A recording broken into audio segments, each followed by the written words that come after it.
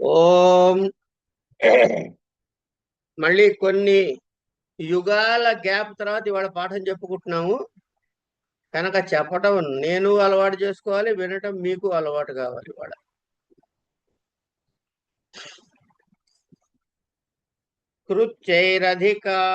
అధికారార్థ వచనే స్తుతి నిందా ఫలకమర్థవాద వచనమధికార్థవచనం తత్ర కర్తరి కరణే చ తృతీయా కృత్యైః సహ ప్రాగ్వతు. ముందులాగా వాతచ్ఛేద్యం తృణం కాకపేయా నదీ కర్తృకరణే కృత బహుళం అనే సూత్రం నుంచి తృతీయ సూత్రం ఏంటుంది? కృత్యైరధికార్థవచనే అన్నాడు కదా. ఇక్కడ కర్తృకరణే కృత బహుళం అని ఎట్లయితే పూర్వ సూత్రంలో చెప్పాడు,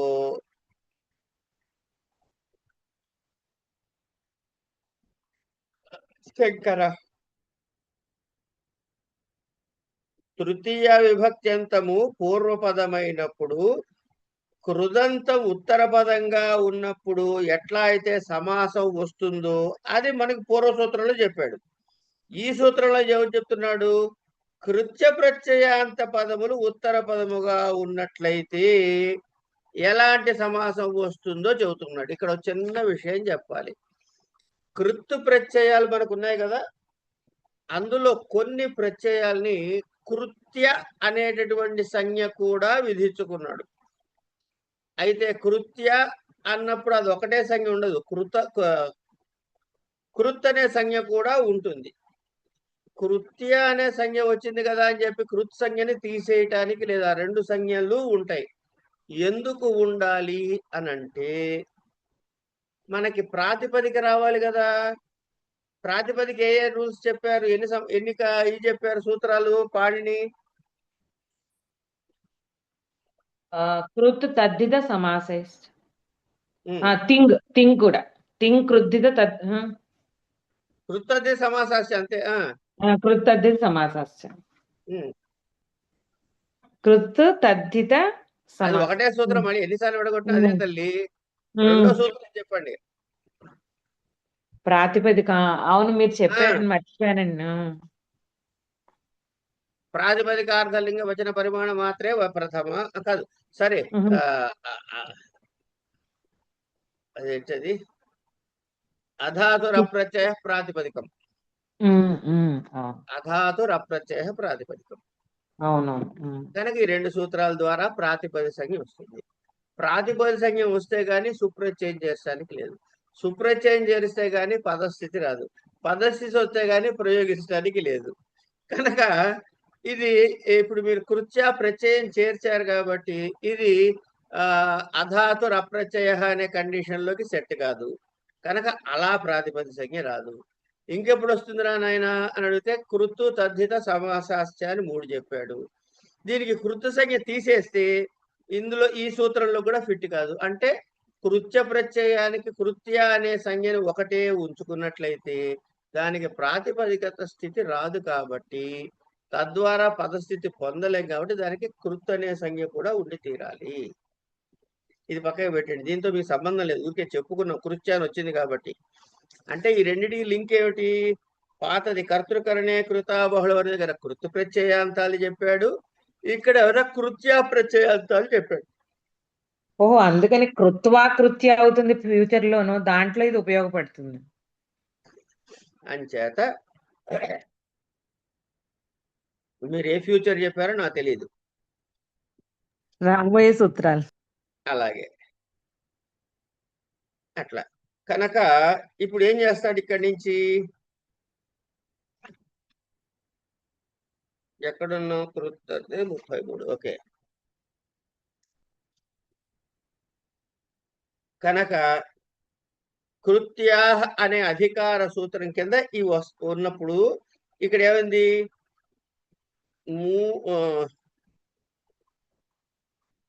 ఈ కృత్యాలన్నీ కూడా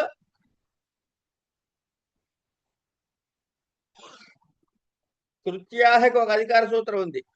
అందులో ఏవేవైతే ఈ కృత్యా ప్రత్యయాలు ఉన్నాయో వాటికి కృత్ అనే సంజ్ఞ కూడా ఉంటుంది. అసలు కృత్ అనే ఉంటుంది, దానికి కృత్య అనేది అవాంతర సంజ్ఞ. హలో, చెప్పు తొందరగా.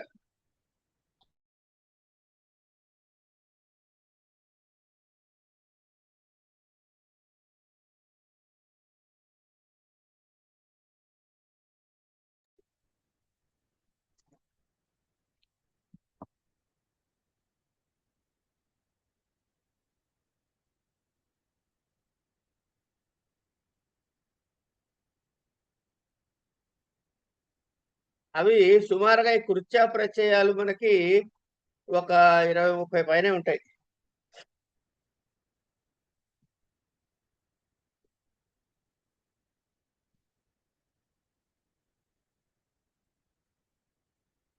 ఇప్పుడు కర్తని గాని కరణమును గాని బోధించేటటువంటి, అంటే పాత సూత్రమే, కొత్తగా ఏం చెప్పట్లే ఇక్కడ. అక్కడ కర్తృకరణే అన్నాడు, ఇక్కడ కర్తని గాని కరణాన్ని గాని బోధించేటటువంటిది తృతీయలో వస్తే. ఏమండి మేము చదువుకున్నాం కదా, ఏం చదువుకున్నాం? కర్తృకరణయోస్ తృతీయ అని. మరి కర్తృకరణయోస్ తృతీయ అని చదువుకున్నాం కాబట్టి అది తృతీయలోనే వచ్చి ఆడవాలి, మళ్ళీ వేరేది వచ్చే అవకాశం ఎక్కడుంది అన్న డౌట్ రావద్దు మరి.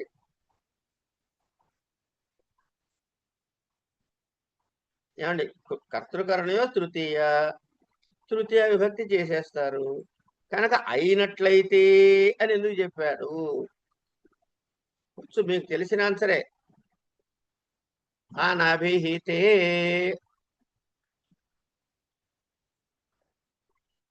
అభిహితమైనప్పుడు అక్కడ దానికి కర్తృ సంజ్ఞ ఉంటుంది, కరణ సంజ్ఞ ఉంటుంది, కర్మ సంజ్ఞ ఉంటుంది, కానీ అభిహితమైన వాటికి ప్రథమలో వస్తుంది కదా.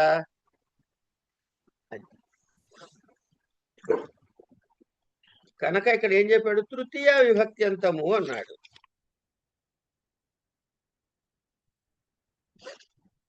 కనుక ప్రథమాంతం కూడా వచ్చే అవకాశాలు ఉన్నాయిగా.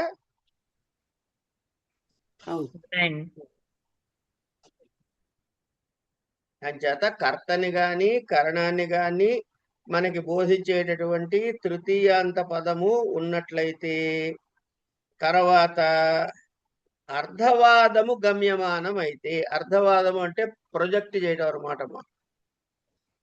అంటే ఉదాహరణ మీకు అర్ధవాదం అంటే ఎట్లా అర్థమవుతుంది అంటే, వాయువు చాలా తొందరగా ఫలితం ఇచ్చే దేవత అని ఒక వాక్యం ఉందనుకోండి. అంటే దాని అర్థం ఏమిటి? వాయు సంబంధమైన యాగాలు చేసుకున్నట్లయితే మీరు అనుకున్న ఫలితాలు తొందరగా వస్తాయి అని. వాయుర్వై క్షేపిష్ట దేవత అని సూక్తిది.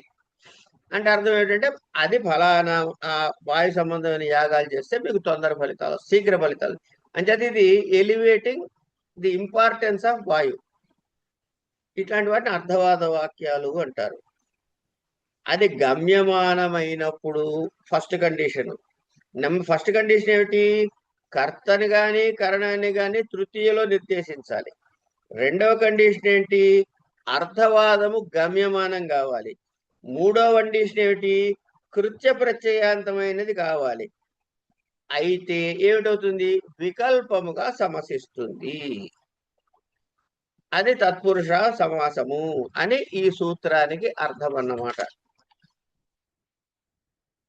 కర్తృ కరణే కృత బహుళని తెచ్చుకున్నాం కదా మనం. స్తుతి నిందాఫలక అంటే ఇదనమాట అర్ధవాద వాక్యం. స్తుతి నిందాఫలక అంటే ఆ వాక్యం చదవడం ద్వారా ఆ చెప్పిన దానికి స్తుతిగా గాని నిందగా కూడా ఉండొచ్చు అండి అర్ధవాద వాక్యాలు. ఫలక ఫలకం అర్ధవాద వచనం. తర్వాత అధికార్థ వచనం తత్ర కర్తరి కర్మణ్యే చ తృతీయ కృత్యై సహ ప్రాగ్వతు వాతచ్ఛేద్యం తృణం కాకపేయా నది అని 2 రూల్స్ ఇచ్చాడు మనకి. వాతచ్ఛేద్యం తృణం అంటే అది ఎంత పల్సగా ఉందంటే అండి, ఆకు గాలి సోకితేనే చిరిగిపోతుంది అనమాట. అరిటాకులాగా బాగా గట్టిగా గాలిస్తే అరిటాకు చీలిపోతుందిగా. ఇక్కడ ఏమైంది? వాతఛేద్యం. వాతేన చెప్పండి. ఛేద్యం. వాతేన ఛేద్యం అంతే. ఉమ్. వాత టా ఛేద్య ఇక సు. మిగతాన్ని మామూలే. చెప్పేసేయండి అవును. ఒకసారి గుర్తు చేయడానికి అందరికి. చెప్పండి చెప్పండి. అప్పుడు కృత్తద్ధిత సమాసాశ్చ ప్రకారము ప్రాతిపదిక సంజ్ఞ, తర్వాత సుపోధాతు ప్రాతిపదిక కంగారు లేదు, నెమ్మదిగా చెప్పండి, తొందర ఏం లేదు. సుపోధాతు ప్రాతిపదికయో ప్రకారం ఏమో సుప్లోపము. తర్వాత అప్పుడు వాత ఛేద్య ప్రథమా నిర్దిష్టం సమాస ఉపసర్జనం ప్రకారం వాత శబ్దానికి ఏమో ఉపసర్జన సంజ్ఞ. వాత ఛేద్య ఉపసర్జనం పూర్వం ప్రకారము పూర్వ ప్రయోగం అయింది. తర్వాత తుగాగమం వాత ప్లస్ తు ప్లస్ ఛేద్య అయింది. తర్వాత ఏమో స్తోశ్చునాశ్చు ప్రకారం ఏమో ఇది షత్వం అయింది. అప్పుడు వాత ఛేద్య అయింది. మళ్ళీ సుప్రత్యయము అమాదేశం ఆతోం ప్రకారం అమాదేశం, అమి పూర్వ ప్రకారం ఏమో వాత ఛేద్యం అయిపోయింది. అంతే, ఇంకేం లేదండి. అమి పూర్వతో వాత ఛేద్యం అయింది. నాకు అవన్నీ తెలీదు. శుభాది కార్యములు చేయగా వెనపడకపోతే నేను చెప్పినట్టు కాదనమాట అది. ఉపసర్జనం పూర్వం తర్వాత శుభాది కార్యములు చెప్పాలిగా, చేయగా. అవన్నీ చెప్పాడు, మొత్తం చెప్పాలిగా, సగం మింగేస్తే ఎట్లా తల్లి? శుభాది కార్యములు చేయగా వాతఛేద్యము అంటే నేను అవన్నీ సందులు చెప్పాను. వాతఛేద్యము అనే రూపం ఏర్పడుతుంది అంతే. బాగుంది. వాతేన ఛేద్యం వాతఛేద్యం.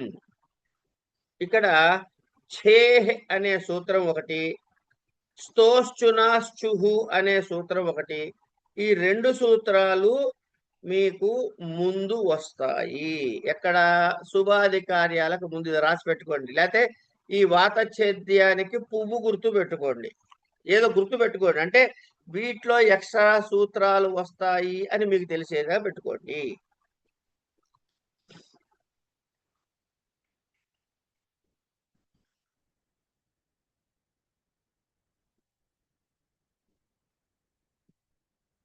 పెట్టినారా?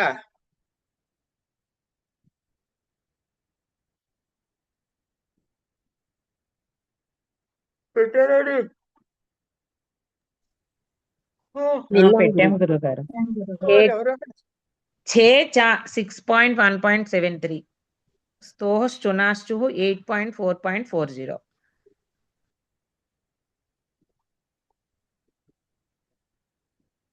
ఆ నెంబర్లో రాయక్కర్లేదమ్మా దయచేసి. అవన్నీ మీరు అనవసరంగా బైహార్ట్ చేయకండి. చేస్తే ఓకే, కానీ చెయ్యొద్దు. అది చెయ్యమని మాత్రం నేను ఎట్టి పరిస్థితుల్లోనూ చెప్పను. కాదు గురువు గారు, గుర్తుకి చెప్పాను అంతే.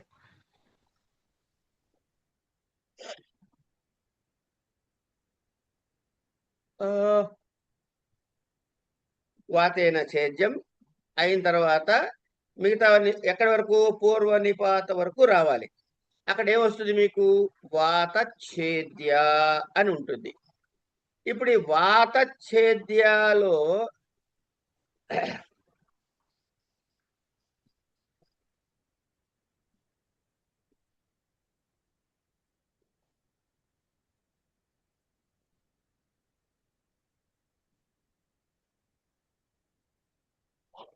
మీకు ఇచ్చిన రూపం చెప్పండి అమ్మా ఒక్కసారి. అమ్మా గురుగారు ఒక్కసారి. అదర్ దాన్ పేరిందేవి గారు, ఎవరైనా పర్వాలేదు, చెప్పండి ఒకసారి. మనకి ఏమి ఇచ్చాడు వర్డు? వాతఛేద్యం. వాతఛేద్యం రాసుకోండి. వాతఛేద్యం అని వచ్చింది. ఒక్క నిమిషం ఉండండి.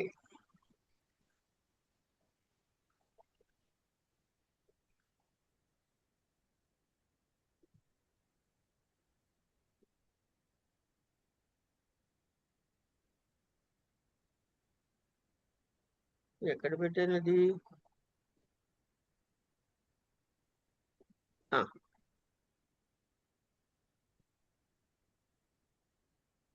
ఇప్పుడు వాతఛేద్యం అన్న దానికి వచ్చినప్పుడు ఒక్కసారి స్టెప్పులు చెప్పండి అమ్మా కృష్ణవేణి గారు.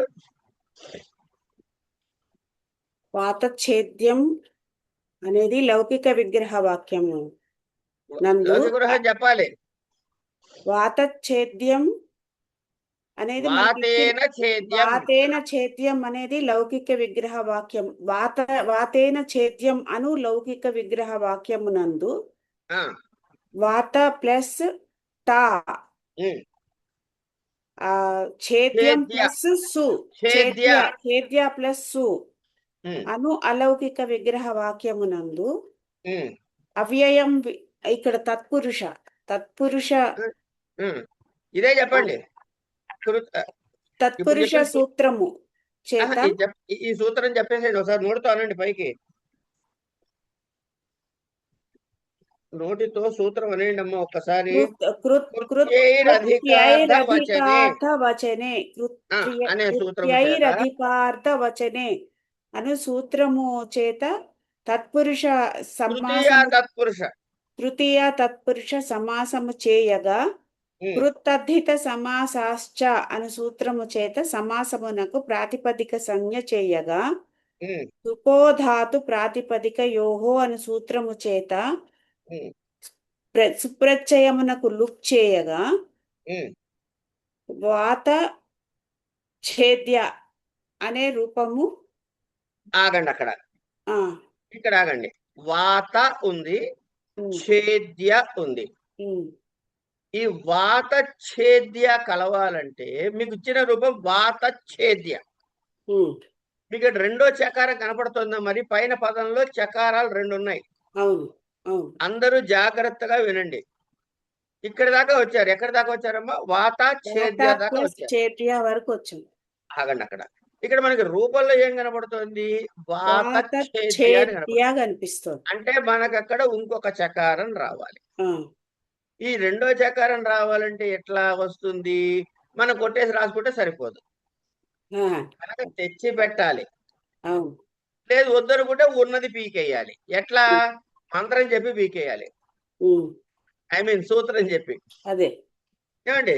కనుక ఛేచ అనే ఒక సూత్రం ఉంది.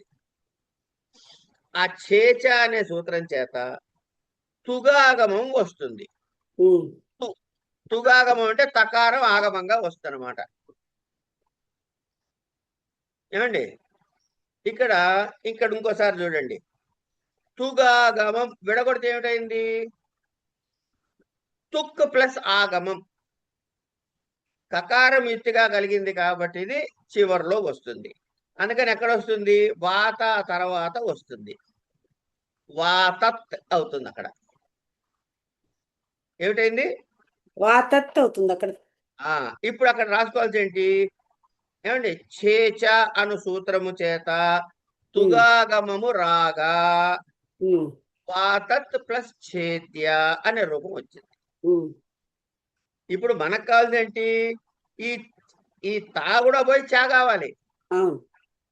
అంచేత దానికి ఏమిటి చేయాలి మరి అంటే స్తుత్వ సూత్రం ఉంది కదా, స్తోష్చున. దాని ద్వారా ఈ తకారము చకారంగా మారుతుంది. అప్పుడు ఏమవుతుంది? వాతచ్ ప్లస్ ఛేద్య అవుతుంది. వాతచ్ ప్లస్ ఛేద్య పక్క పక్కన ఉన్నాయి, కలిపేసేయండి. వాతఛేద్య అవుతుంది. అనురూపం అని ప్రాతిపదిక రూపం ఏర్పడగా ఇప్పుడు సువాది కార్యాలు చేయగా అని రాసేసి వాతఛేద్యం అవుతుంది అని రాసేది. కనుక ఈ సువాది కార్యాలకి పైన ఇక్కడ రెండు సూత్రాలు వచ్చాయి. ఏమిటవి? ఛేచ దాని వల్ల తుగాగమము, స్తుత్వ సూత్రం చేత ఏమన్నా చకారము వచ్చి వాతఛేద్య ఏర్పడింది. ఇవి రెండు గుర్తు పెట్టుకోవాల్సిన విషయం. ఇప్పుడు ఇది ఏంటిది? వాతఛేద్యం అంటే గాలి ఎంత బలంగా ఉందంటే ఆకులు కూడా విడిపోతున్నాయి. ఇది స్తుతిలో చెప్పాడు. కాకపేయ నది అనేది నిందార్థంలో చెప్పే ఉదాహరణ.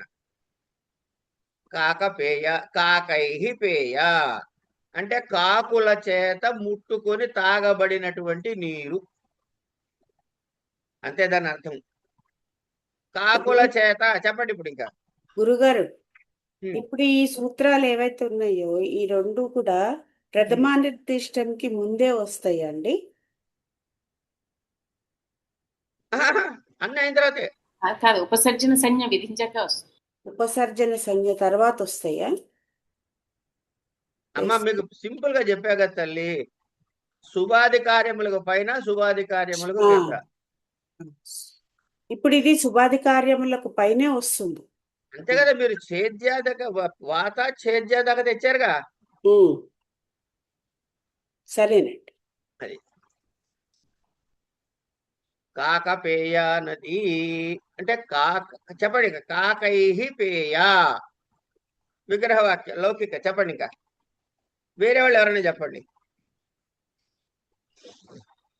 ఏలా మీరు చెబితే మీకు నోటికి అలవాటు అవుతుంది. చూడకుండా చెప్పే ప్రయత్నం చేయండి వీలైతే. చూసి చెప్పినా నాకు అభ్యంతరం లేదు, కానీ చూడకుండా చెప్పే ప్రయత్నం మాత్రం చేయండి.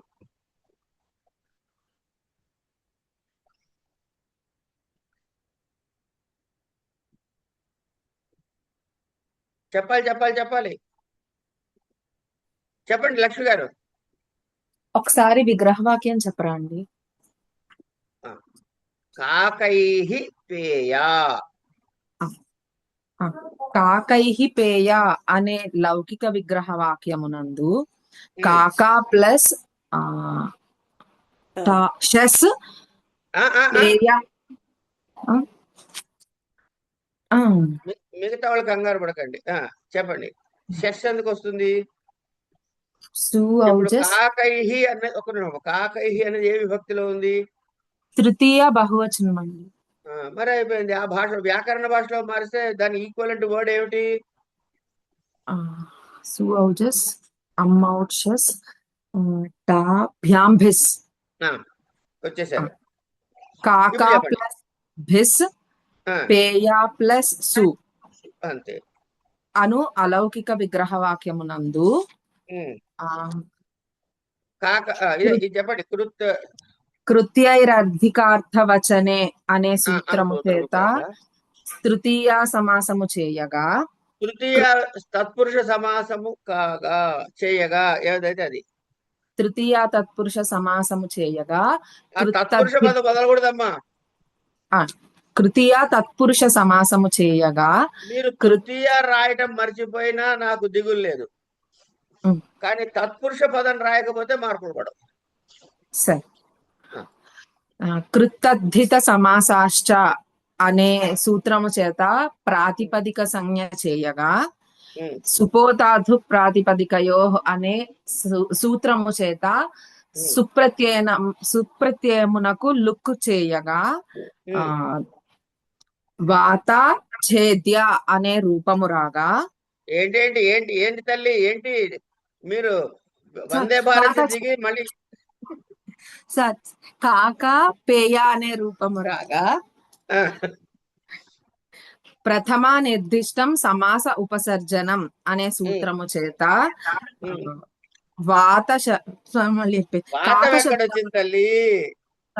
కాక శబ్దమునకు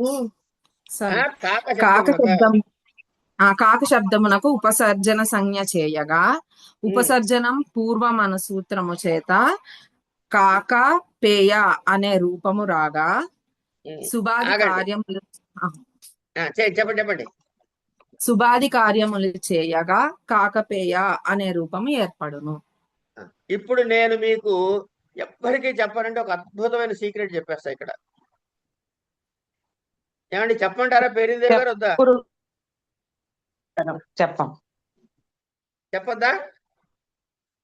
మేము ఎవరికి చెప్పమంటున్నాం. అయితే ఒక్కళ్ళకి చెప్పేందుకు పర్మిషన్ ఉందమ్మా ఎప్పుడైనా సరే. ఎవరో వాళ్ళు స్టూడెంట్స్, తెలియని వాళ్ళు. కనపడ్డవాడికల్లా చెప్పండి, నాకు అభ్యంతరం. అడిగిన వాడికి అడగని వాడికి రెండెందుకు, ద్వైతం ఎందుకు? అద్వైతం ఒకటే. కనపడ్డవాడికల్లా చెప్పుకున్నాం. అయితే స్క్రీన్ ఆఫ్ చేసుకున్న వాళ్ళకి చెప్పకూడదు. కనపడలేగా వాళ్ళు. అయితే నెక్స్ట్ ప్రశ్న వేస్తారండి, నా ఫోటో కనపడుతోందిగా అంటారు. జాగ్రత్త. సరే, ఇప్పుడు ఎక్కడి దాకా వచ్చి ఆగారమ్మా లక్ష్మి గారు? మీరు ఆన్లోనే ఉండండి. సుబాది కార్యములు చేయగా. సుబాది కార్యములు చేయగా దగ్గర రాలే. ఉపసర్జన పూర్వం తర్వాత వచ్చిన రూపం దగ్గర ఆగారు. ఆ ఎక్కడ ఆగారు? కాకపేయ. కాకపేయ కాకపేయ దగ్గర ఆగారు. కాకపేయ దగ్గర రాలే ఇంకా. కాకపేయ విడివిడిగా ఉన్నాయిగా. ఉన్నాయి. అక్కడ ఆగండి. కృష్ణవేణి గారు మీరు కూడా అదే స్టేజ్కి వచ్చి ఆగండి. మీ శబ్దానికి ఇందాక మీరు చెప్పిన దానికి మిగతా వాళ్ళందరూ దయచేసి వీళ్ళిద్దరూ చేయబోయే ఎక్సర్సైజ్ ని గమనించండి. ఇప్పుడు చెప్పారు కదమ్మా, ఛేద్య వాత ఛేద్య మ్యూట్ తీయాలి. అర్థమైంది గురుగారు. వాతఛేద్య. అలా అర్థం కావడం కాదు, మీరు చెప్పండి. వాత ఛేద్య దగ్గర వచ్చారు. వాతఛేద్య దగ్గర మీరు అక్కడ ఆగండి. మీరు ఎక్కడి దాకా వచ్చారమ్మా లక్ష్మి గారు? కాకపేయ అండి. ఇప్పుడు ఈ స్టేజ్కి వచ్చిన తర్వాత అసలు సీక్రెట్ చెప్తున్నా. ఇక్కడికి వచ్చిన తర్వాత ఒకసారి ఏం చేయాలంటే తల పైకెత్తి ఇచ్చిన పదం ఏమిటి అని చూడండి. కాకపేయ అనే కదా రూపం ఇచ్చాడు. మీ దగ్గర ఆల్రెడీ కాకపేయ రెండు వచ్చేసాయిగా. వచ్చేసాను. కనుక దీనిలో ఏమైనా మార్పులు చేయాలా ఇంకా పైన రూపం రావడానికి? లేదండి. కనుక ఇక్కడ అధిక సూత్రాలు ఏవి రావు. కాకపేయ తర్వాత శుభాది కార్యములు చేయగానే రాసేయండి హాయిగా. కృష్ణవేణి గారి దగ్గరకు వద్దాం. ఈవిడ దగ్గర చేతిలో ఏముంది? వాత ఛేద్య ఉంది, కానీ పైన ఏమో వాత ఛేద్య ఉంది. అదే వాత ఛేద్యం. శుభాది కార్యాల్లో మకారం పెట్టుకుందాం లేదండి.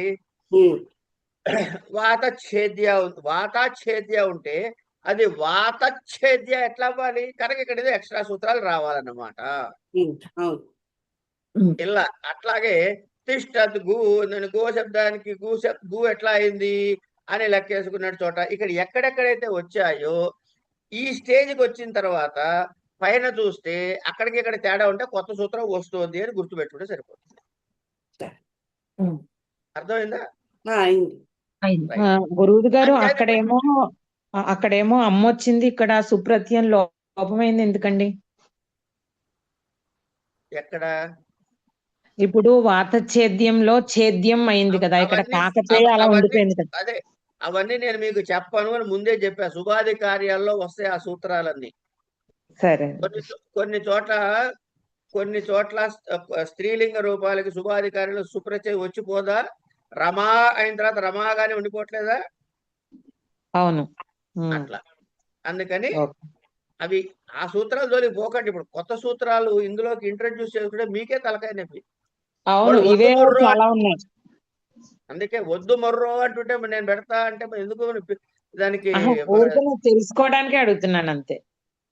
అది తర్వాత కింద శుభాది కార్యాల్లో వచ్చే వ్యాపారం. అది కావాలంటే పరీక్షలు అయిపోయిన తర్వాత ఫ్రీగా ఉంటే మళ్ళీ దాని ఏమంటారు శబ్దాధికారం తర్వాత చెప్పుకుందాం. శబ్దాధికారం చెప్పాలని గురువు గారు చాలా ఉన్నాయి మీరు చెప్పాల్సినవి. అప్పుడు అంటే తర్క భాషలో మిగతా అధ్యాయాలు చెప్పాలి, మళ్ళీ సాంఖ్యాల్లో మిగతా సూత్రాలు చెప్పాలి. ఇవన్నీ అలాగే ఇప్పుడు చెక్ లిస్ట్ ఒకటి చెప్పడానికే భయం వేస్తుంటే చెప్పుకుందాం మనం అవి కూడా. సరే, కనుక ఈ డిఫరెన్స్ అర్థమైందా? మళ్ళీ ఎక్కడ ఎక్స్ట్రా సూత్రాలు వస్తాయి అని ఎట్లా గుర్తుపట్టాలో స్టేజ్ వరకు వచ్చి పై రూపంతో మ్యాచ్ అవుతుంటే ఇంకే సూత్రాలు రావు. పై రూపంతో మ్యాచ్ కాకపోతే అరే అబ్బాయి ఇక్కడ కొత్త సూత్రాలు వస్తాయి అని తెలుసుకోవాలి. ఏ సూత్రాల నుంచి ఏది పీకాలి ఏది తేవాలి తెలిసిపోతుంది. పీకే సూత్రాలు కొన్ని, లాగే సూత్రాలు కొన్ని, వాటి ప్రకారంగా పెట్టేసుకుంటే సరిపోతుంది. లాగి పీకేవి కొన్ని ఉంటాయి కనుక ఆ ప్రకారంగా ఆ సూత్రాలని గుర్తుపెట్టుకుంటే సరిపోతుంది. ఇట్లాంటివి మీకు మొత్తం ఉన్న ఎగ్జాంపుల్స్ బహుశా ఒక 10-12 సూత్రాల్లో తప్ప రూపాల్లో తప్ప ఈ ఇష్యూ రాదు మీకు. కొన్ని చోట్ల కామన్ గా వస్తుంది. ఎక్కడ? ఇప్పుడు సకారం సచక్రహరి ఏదంటే అనేది ఉన్నాయి కదా, ఆ సకారంలో సహా కాస్త సా కావడానికి ఒక సూత్రం ఉంది.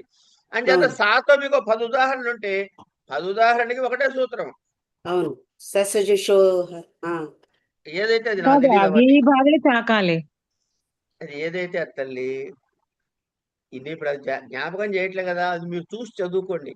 కనుక ఈ సూత్రాల దగ్గర కామన్ గా వస్తాయి ఇవన్నీ, కొన్నిటికి ప్రత్యేకమైన సూత్రాలు వస్తాయి. అవి మాత్రం చూసుకుంటే జాగ్రత్తగా మీకు ఇబ్బంది లేకుండా ఉంటుంది. ఎందుకంటే ఒకప్పుడు పరీక్షలో ఇట్లాంటివి వీళ్ళు రాస్తారా లేదా అని చెప్పి చూస్తారు. ఇంకోటి, ఇప్పుడు ప్రతివాడు ఏంటి కాకాపేయ వరకు వచ్చేస్తారు. అదే మన వాత ఏంటది చేత్య ఛేద్య, వాత ఛేద్య వరకు వచ్చే సువాది కార్యాలు చేయగారన్నారు అనుకోండి, రాయాల్సిన 2 సూత్రాలు ముందు రాయలేదు. కనుక మీరు పైదంతా కరెక్ట్ గా రాస్తే దీనికి మార్కులు వేయచ్చా వేయక్కర్లేదా? వేరు వెయ్యరు. కనుక నేను మస్తు రాసిన కానీ నాకు మార్కులు వేయలేవాడని చెప్పి తిట్టచ్చా, మనం తిట్టకూడదా? తిట్టకూడదు. అది సంగతి. కనుక వీటిని మాత్రం ప్రత్యేకంగా గుర్తు పెట్టుకోండి తల్లి, అంత మించి ఇంకేం లేదు కదా. ఇక్కడి నుంచి అన్ని చాలా తేలిగ్గా ఉంటాయి. అన్ని ఇవన్నీ డెడ్ వెళ్ళిపోయేవే. అన్నేన వ్యంజనం, ఈ సూత్రం చదవండి ఒకసారి పైకి అనండి ఎవరైనా. లక్ష్మి గారు కాదు అంటే ఇప్పుడు దాకా మాట్లాడిన వాళ్ళు కాదు, ఇంకోళ్ళు ఎవరైనా. అన్నేన వ్యంజనం. ఇందులో ఈ సూత్రములో ఎన్ని పదాలు ఉన్నాయి? 2. ఏమేమిటవి? అన్నేన వ్యంజనం. అవి అవి ఏ ఏ విభక్తుల్లో ఉన్నాయి? తృతీయ ప్రథమ. తృతీయ ఫస్ట్ తృతీయ మహోదయ. తృతీయ ప్రథమ. ప్రథమ నిర్దిష్టం సమాస ఉపసర్జనం అనే సూత్రం దగ్గర ఏ పదానికి ఉపసర్జన సంజ్ఞ రావాలి ఈ సూత్రంలో? వాళ్ళకి అన్నానికి రాదు. అన్నానికి వస్తుందా? రాదు.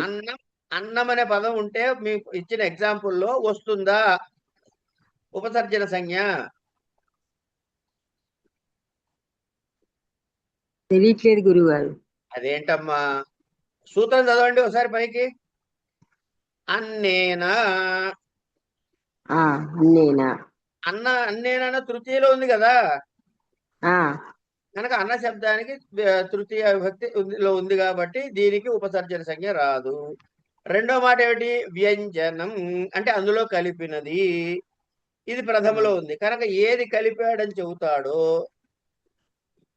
ఏమండి అది ఉపసర్జన సంజ్ఞ వస్తుంది. ఇది కాదంటే మనకి తెలిసిన టెక్నిక్ ఉంది, పైన ఇచ్చిన ఉదాహరణ చూసి ఏది ముందుంటే దానికి ఉపసర్జన సంజ్ఞ రాసుకోండి.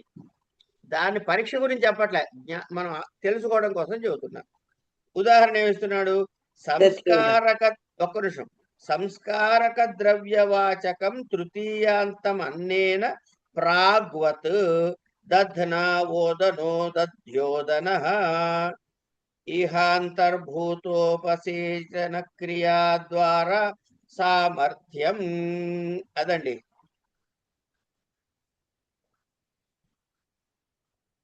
ఇక్కడ వ్యంజనం అంటే ఏంటి? ఆ అన్నాన్ని రుచిగా తినటానికి ఉపయోగపడేలా చేసేటటువంటిది. అంటే ఇక్కడ మనకి ఏం ఉదాహరిస్తున్నాడు? పెరుగు అన్నం చెబుతున్నాడు. దధ్న ఓదన, ఓదనం సార్, ఓదన దధ్న ఓదన అంటే ఏమైంది అక్కడ? సహజముగా అన్నానికి శక్తినిచ్చే లక్షణం ఉంది. అది పాడైపోయిన వస్తువుకి మంచిగా చేస్తున్నాం అని కాదు, ఇక్కడ ఉన్న ఒక మంచి వస్తువునికి మరింత సంస్కారం చేస్తున్నాం. ఓకేనా? కనుక ఇది పాడైపోయిందని కాదు, దీని ఏదో బాగు చేసామని కాదు, రిపేర్ కాదు అక్కడ. అంటే ఓకే, మీరు చద్దన్నాన్ని వాడకుండా మధ్యలో పోయటం అంటే రిపేర్, అది వేరే విషయం. కానీ ఇక్కడ పాపం మంచి మంచి అన్నం తీసుకునే వేడన్నాన్ని చక్కగా దద్దోజనం చేశాడు. దద్దోజనం అంటాం మనం. అసలు దద్దోజనం అనొచ్చా ఇప్పుడు చెప్పండి నాకు? దధ్యోదనం అనాలి. ఒకసారి నేను ఏదో మాటలు ఇట్లా మాట్లాడుతూ మా గురుగారి దగ్గర, గురుగారు నిన్ననే ఏదో దద్దోజనం మాట వచ్చింది. ఏవయ్యా నువ్వు కూడా దద్దోజనం అంటే ఎట్లాగయ్యా అన్నారు. అప్పుడు వెలిగింది, ఓహో దధ్యోజనం అన్నారు కదా, నేను ఎందుకు ఇట్లా అన్నాను అని. కానీ గురువు గారు మనం ఇలా మాట్లాడి కొన్ని తెలిసినవి కరెక్ట్ గా మాట్లాడినా గానీ ఒక్కసారి మన వంక ఇది మంచిదా పిచ్చిదా అన్నట్టుగా చూస్తున్నారండి లోకంలో. ఏం పర్లేదు, చూస్తే చూశారు, వాళ్ళ పళ్ళే బయటపడతాయి. మా బామ్మ అనేది ఇక్కిలిస్తే వాళ్ళ పళ్ళే బయటపడతారా నీకేంటి అనేది. ఇది నాకు ప్రాక్టికల్ అనుభవం అండి. కొన్ని కరెక్ట్ చెప్పినా కూడా ఈవిడికి చెప్పొచ్చిందా అన్న లెక్కలో ఆ చూపులు అలా ఉంటాయి. ఎందుకు మీరు వెళ్ళి రేపు పొద్దున ఎవరైనా గౌరవనీయులు అనగానే తప్పు అనండి, వాళ్ళు ఏం చేస్తారు చూడండి వెళ్ళి. ఆ గౌరవనీయులు అనేది సాధు ప్రయోగం కాదు, అది అపశబ్దం. కానీ అది వాడకుండా వాళ్ళు కూడా గౌరవనీయులనే అంటారు. అవును. గౌరవనీయులు అనొచ్చు కావాలంటే, కానీ గౌరవనీయులు తప్పు. ఎందుకు అంటే ఆ నీయులు అంటే కానీ అనీయర్ అనే ఒక ప్రత్యయం వచ్చింది. అది దేని మీద వస్తుంది? ధాతువు మీద వస్తుంది. గౌరవం మీద గౌరవ అన్నది ధాతువా కాదు. ఎందుకు? గురోర్భావం గౌరవం కనుక అక్కడ ఏమైంది? అది తద్ధిత ప్రత్యయం అయింది, తద్ధితమైంది కనుక తద్ధితం మీద అనీయర్ ఎట్లా వేస్తారు? వేయకూడదు కనుక అది తప్పు అని పెద్దలు చెబుతారు. అయినా మనం వాడేస్తాం, ఏం మొహమాట పడం. సరే, ఇప్పుడు ఎందుకు దద్దోజనం చేద్దామా దద్యోధనం చేద్దామా? ఇప్పుడు తెలిసింది కాబట్టి దద్యోధనమే చేద్దాం. ఏమో కనకదుర్గ గారు ఏం చేస్తారో చెప్పాలి కదా. దద్యోధనం అండి మహోదయ. అంటే మళ్ళీ మనం ఏమైనా అంటామని దద్దోజనం అని అంటారేమో అని భయం వేసి అడిగామ్మా. అంచేత మనం ఏం చేస్తాము, అన్నం తినేటప్పుడు కొంచెం రుచిగా ఉండటానికి ఏది పెరుగు వేయచ్చు, కూరలు వేయచ్చు, బెల్లం వేయచ్చు. ఇప్పుడు బెల్లం వేశారు, బెల్లం వేసి వండితే ఏమవుతుంది? దద్యోధనం కాస్త ఏమిటవుతుంది? గుడా ప్లస్ ఓదనం గుడోదనం అవుతుంది. క్షీరాన్నం అంటున్నారా అనట్లేదా? అంటున్నాం. మరి ఇంకే క్షీరాన్నం అంటే ఏంటి? పాలతో సంస్కరించబడిన అన్నము. ఇవన్నీ అన్న రూపాలే కదా. ఈ ఓదనం అన్న ఇవన్నీ అన్నాన్ని సూచించే శబ్దాలే. పచ్చళ్ళలో కలుపుకోవచ్చు, లేకపోతే పులిహార చేయొచ్చు, చిత్రాన్నం ఏమండి. ఇట్లా వీటికి వ్యంజనాలు వచ్చినప్పుడు అన్నవాచక శబ్దంతో వైకల్పికముగా సమసిస్తుంది. ఎక్కడైతే వైకల్పికముగా సమసిస్తుంది అన్నాడు 2 రూపాలు రాయటం అలవాటు చేసుకోండి. ఎట్లా ఎట్లా ఎట్లా ఎట్లా చెప్పాలి? దధ్నా అంటే ఓదన దద్న ఓదనము దధ్నా దద్న ఓదనః. ఒక్క నిమిషం చెప్తున్నాను, అందుకే చెబుతున్నాను. మీకు తెలియదు కాబట్టి మిమ్మల్ని చెప్పమని అడిగి తప్పు చేయించి నేను సరే అని చెప్తున్నా. దధ్నా ఉపసిక్తః ఓదనః. ఏమండి? క్షీరేణ ఉపసిక్తః ఓదనః లేకపోతే అన్నః. ఇలా దధ్నా దానితో కలపబడిన ఉపసిక్తః, దధ్నా ఉపసిక్తః ఓదనః అది అని లౌకిక విగ్రహ వాక్యమునకు ఏం చేయాలి? ఇప్పుడు మిగతా అంతా మామూలే. దధి ప్లస్ చెప్పండి, తర్వాత రూపం చెప్పేసేయండి మీరు. ఓదన ప్లస్ అంతే. ఇంకా అన్ని అలాగే చివరి వరకు అయిపోతే. ఎవరు పేరిందేవి గారా? మీరు చెప్పకండి అమ్మా, మీరు ఉండండి. మీరు అయిపోయింది. లక్ష్మి గారు, కనకదుర్గ గారు, కృష్ణవేణి గారు అయిపోయింది. ఇంకెవరైనా కొత్త వాళ్ళు నోరిప్పండి. దధి ప్లస్ టా ప్లస్ ఓదన ప్లస్ సు అండి. Very good. అను అలౌకిక విగ్రహ వాక్యమునందు లౌకిక అలౌకిక విగ్రహ వాక్యమునందు అలౌకిక అయింది. లౌకిక చెప్పలేక మరి లౌకిక దధ్నా ఉపసిక్త ఓదనః అను లౌకిక విగ్రహ వాక్యమునందు దధి ప్లస్ టా ప్లస్ ఓదన ప్లస్ సు అను అలౌకిక విగ్రహ వాక్యమునందు అన్నేన వ్యంజనం అను సూత్రము చేత తృతీయ తత్పురుష సమాసము చేయగా కృత్తద్ధిత సమాసాశ్చ అను సూత్రము చేత సమాసమునకు ప్రాతిపదిక సంజ్ఞ చేయగా సుపోధాతు ప్రాతిపదికయోహో అను సూత్రము చేత సుపు ప్రత్యయమునకు లుక్ చేయగా దధి ప్లస్ ఓదన అను రూపము ఏర్పడగా ఉమ్. ప్రథమ నిర్దిష్టం సమాన ఉపసర్జనం అను సూత్రము సమాస చేత సమాన కాదు. సమాస అన్నాను ఓసారి. ప్రథమ పర్లేదు, నిర్దిష్టం సమాస నేను సరిగ్గా ఉపసర్జనం వినున్నాను. సమాస ఉపసర్జనం అను సూత్రము చేత దధి అను శబ్దమునకు ఉపసర్జన సంజ్ఞ చేయగా ఉపసర్జన పూర్వం అను సూత్రము చేత ఉపసర్జనమునకు పూర్వ నిపాత చేయగా దధి ఓదన అను రూపము ఏర్పడగా. అయితే ఇక్కడ ఒక్క సందేహం గురుగారు, సుబాధికార్యముల ముందర మనం ఏమన్నా యణాదేశ ఆ సూత్రం ఏమన్నా పట్టుకురావాలా? ఎందుకంటే దధ్యో అని ఎలా అవుతుంది? యో రా ఓ అలా యో యకారం వస్తుంది కదా, అక్కడ ఆ ఒక్క సూత్రం వస్తుందా? అదొక్కటి నాకు డౌట్. ఉపసర్జన తర్వాత సుబాది ముందర దది ప్లస్ ఓదన అని విడివిడిగా ఉన్నప్పుడు అక్కడ సంధి యణాదేశ సంధి చేసి అదే అదే అంటున్నా. యణాదేశ సంధికి ఒక్క నిమిషం, యణాదేశ సంధికి సూత్రం ఏంటి? ఈకో ఎణచి. అవును, ఇకో ఎణచి అను సూత్రము చేత దధ్యోదన దధ్యోదన అను రూపము ఏర్పడగా సుబాది కార్యములు చేయగా దధ్యోదన అను రూపము ఏర్పడును. అంతే. తర్వాత సూత్రం చూడండి ఒకసారి. తర్వాత సూత్రం ఏంటమ్మా? భక్షేణ మిశ్రీకరణం. ఏమంటే అన్నేన వ్యంజనం అన్నాడు. తర్వాత దీన్ని ఇప్పుడు ఏమంటున్నాడు? భక్షేణ మిశ్రీకరణం అన్నాడు. ఈ తర్వాత ఏమిటి?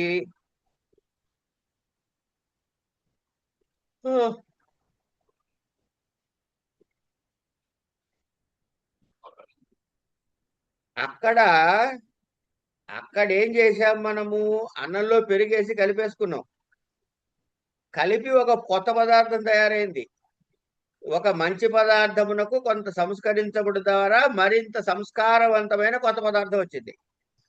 ఇక్కడ ఏం చెబుతున్నాడు? భక్ష్యేణ మిశ్రీకరణం అంటే మనం ఏదైతే కలుపుకుంటున్నావో దాంతో కలుపుకుంటున్నాం రుచి పెరగడానికి. మిశ్రీకరణ అంటే కలుపుకోవడం అనమాట. కనుక ఇక్కడ ఏముంది? గుడధాన అని రూపం ఇచ్చాడు. గుడధాన.